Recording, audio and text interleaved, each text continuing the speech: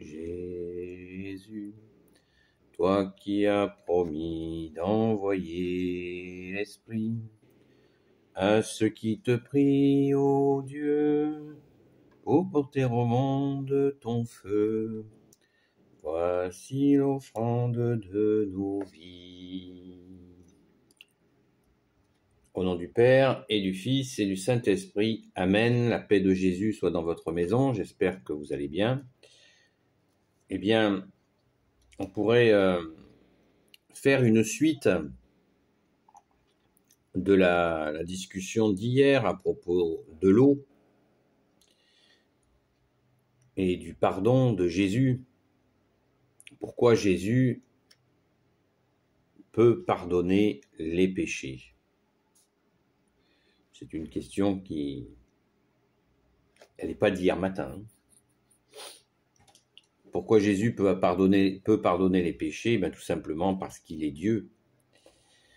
Comme le dit le Credo, il était là dès le commencement avec son Père et l'Esprit Saint. Donc il est co-créateur. Donc en tant que créateur, avec le Père et l'Esprit Saint, il a pouvoir de pardonner les péchés. De la même manière, et nous avons les preuves qu'il est créateur, puisque les œuvres, les miracles, les guérisons, les membres morts qui se remettent en action, les morts qui ressuscitent, la multiplication des pains, des poissons, c'est la création. Jésus crée avec son Père et l'Esprit Saint. C'est évident. C'est évident. Alors, hier, il y a Stéphane qui nous proposait la lecture d'Ézéchiel. Je vais le faire. Je vais vous la lire, sa proposition. Donc, Ézéchiel chapitre 36, qui nous dit « Je vous aspergerai », c'est Dieu le Père qui parle, « je vous aspergerai d'une eau pure et vous serez purifiés. Je vous purifierai de toutes vos impuretés et de toutes vos sales idoles. » L'eau pure, nous savons que Jésus, quand le soldat romain a transpercé le côté de Jésus, eh bien, l'eau est sortie. Et cette eau, c'est un fleuve d'eau pure qui continue à couler. Et cette eau nous purifie.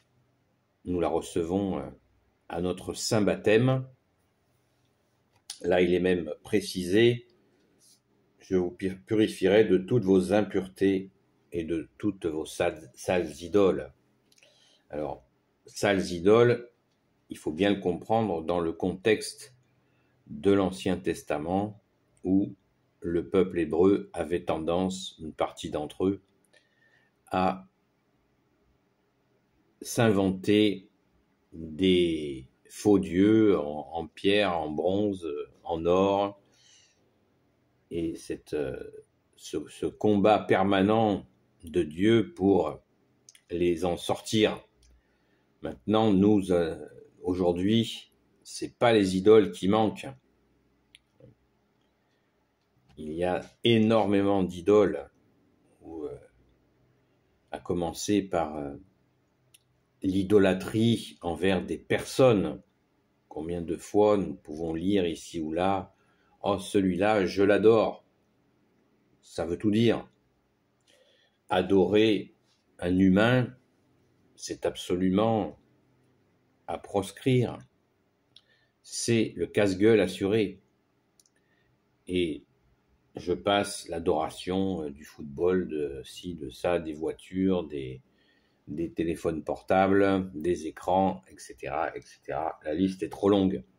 Mais revenons au pardon des péchés.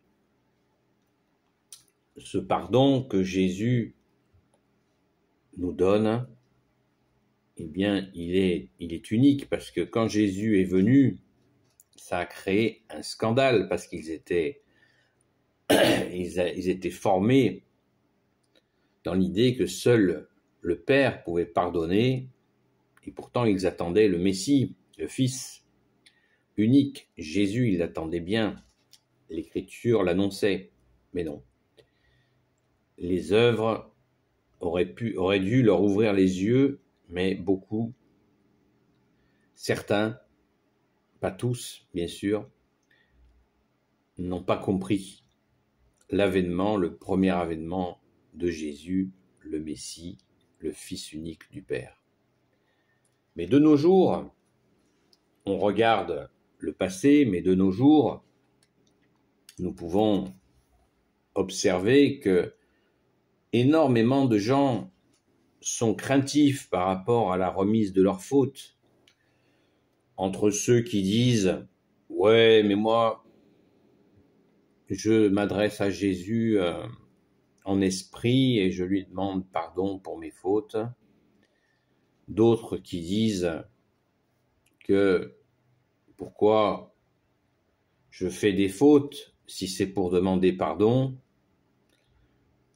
Ceux qui disent, mais qui ne valident pas l'idée de faire des fautes, ou tout simplement de dire, bon ben voilà, c'est normal de pécher, c'est-à-dire des erreurs, c'est normal, nous sommes faits ainsi et on n'y peut rien.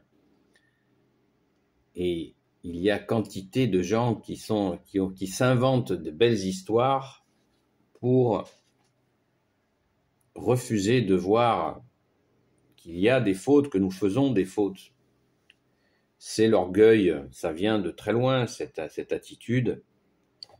C'est de l'orgueil qui vient de la chute d'Adam et Ève, où nous avons développé une espèce d'orgueil qui nous fait ne pas voir nos erreurs. Et on est prêt, avec notre ciboulot, notre mental, de nous inventer toutes les excuses possibles et imaginables pour ne pas reconnaître nos erreurs. C'est hélas, au moment du trop-plein, c'est-à-dire à la mort, où tout se complique, où tout revient. Car plus nous nous approchons de la mort, plus nous n'avons plus les ressorts pour nous inventer des histoires. Il reste que justement le trop de fautes qui nous assaillent. De nombreux témoignages existent en ce sens.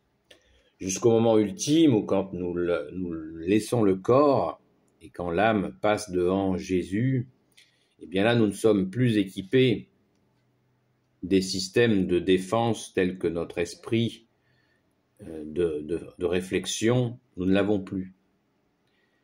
Et là, dans ce face-à-face avec Jésus, il ne reste que les faits, sans aucune autre considération que les faits, ce qui a été fait, tel que ça a été perçu par Dieu le Père, Dieu le Fils, Jésus, Dieu le Saint-Esprit, et c'est devant Jésus que tout cela se traite.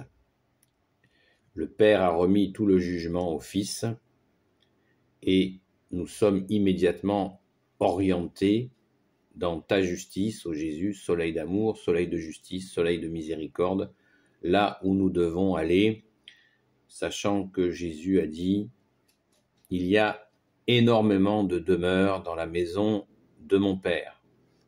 C'est aussi un grand mystère. Donc les fautes, plus tôt nous les traitons, plus tôt nous demandons humblement pardon. La confession, n'oublions pas la confession avec un curé, un prêtre, qui est un rendez-vous d'amour, ce n'est pas une punition, c'est un rendez-vous de libération, un rendez-vous de prise de conscience, mais bien sûr, il ne faut pas l'utiliser comme quelque chose de systématique. Il faut y revenir, il faut la pratiquer régulièrement, mais pas de façon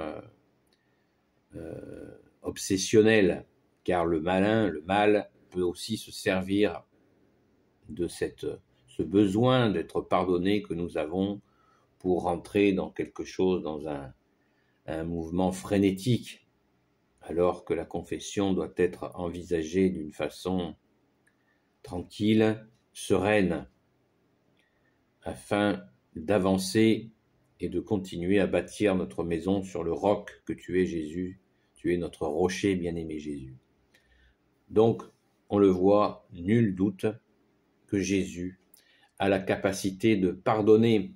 Et on se rappelle, parce que quand on demande pardon, on s'humilie, que Jésus nous a dit « Apprenez de moi, que je suis doux et humble de cœur ». Donc, Jésus nous accueille avec douceur et humilité. Merci Jésus, alléluia, pour ce pardon.